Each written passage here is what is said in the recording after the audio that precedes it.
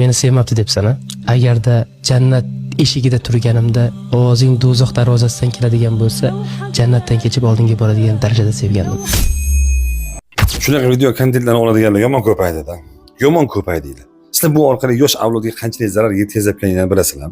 Ya'ni sizlar chiroyli so'z va hissiyotni jumlisha keltiradigan iboralar orqali harom munosabatlarni me'yorlashtiryapsiz xolos. Alloh Qur'onda la taqrabuz zina, zinoga yaqinlashmanglar deydi.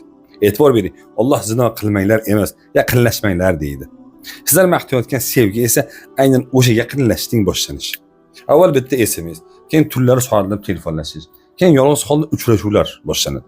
Oxiri esa qanday tugashini hammamiz juda yaxshi bilamiz. Doim badnom bo'ladigan qiz taraf bo'ladi.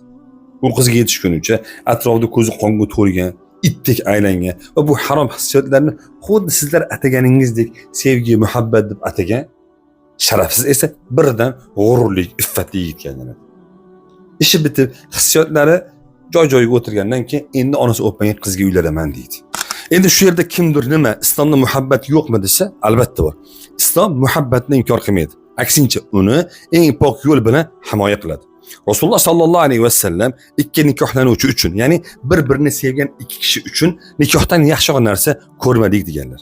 Sevib qoldingizmi? Uni sovchi yuboring, nikohlaning. Va yana Alloh nikohning samarasini shunday bayon qiladi.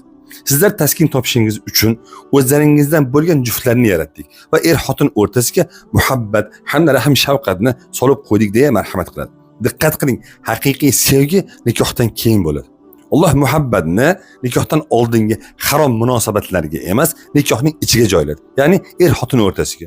Shuning uchun bu harom munosabatlaringizni sevgi, muhabbat deb nomlaganingiz bilan harom halol munosabatlarga aylanib qolmaydi. Assalomu alaykum va rahmatullohi va barakatuh.